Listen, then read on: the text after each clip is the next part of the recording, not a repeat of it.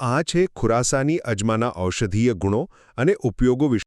જુઓ, આ એક એવી તીવ્ર ગંધવાળી વનસ્પતિ છે જે જરાક વધુ લેવાય ને તો સીધું ઝેર બની જાય, પણ જો સાચી રીતે વપરાય તો ભયંકર દુખાવો અને અનિદ્રા માટે એકદમ જાદુઈ ઇલાજ છે.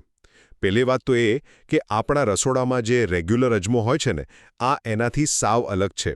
આના છોડ ઊંચા હોય, પાન બિલકુલ ધતુરા જેવા દેખાય અને સ્વાદ તો એકદમ કડવો અને તીખો. મૂળ તો આ ઈરાન અને યુરોપનો છોડ છે. હવે તમને થતું હશે કે યાર, જો આ છોડ આટલો કડવો અને ઝેરી હોય તો એ આપણા શરીરને સાજું કઈ રીતે કરી શકે?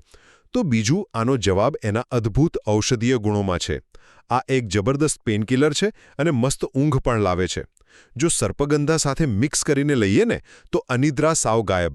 એટલું જ નહીં, અસ્થમા કે ટીબીની ભયંકર ખાંસીમાં એની ધુમાડી અથવા ચૂર્ણ મધ સાથે ચાટવાથી તરત રાહત મળે છે. અને હા, દાંતના સડામાં એનું તેલ મૂકો એટલે કીડા ખતમ અને દુખાવો બિલકુલ છુમંતર. અને ત્રીજી સૌથી અગત્યની વાત, આ કોઈ સામાન્ય જૂની જડીબુટ્ટી નથી. આધુનિક વિજ્ઞાન પણ એના પાનમાંથી હાયોસિએમાઇન અને હાયોસિન જેવા ખાસ તત્વો કાઢીને વાઈ જેવા મગજના રોગો માટે ઇન્જેક્શન બનાવે છે.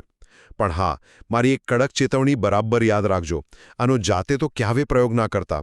વૈદ્યની સલાહ મુજબ એની માત્રા માત્ર 2 થી 5 રતી, એટલે કે 1 ગ્રામના 10મા ભાગ કરતાં પણ ઓછી જ હોવી જોઈએ. જરાય પણ વધારે માત્રા એટલે સીધું જીવલેણ ઝેર. ટૂંકમાં કહીએ તો ખુરાસાની અજમો કુદરતનું એક એવું પાવરફુલ હથિયાર છે, જેનો સાવચેતીથી ઉપયોગ કરો તો ઊંઘ, શ્વાસ અને દુખાવાને મોટી સમસ્યાઓ જણમૂળથી નાબૂદ થઈ શકે છે.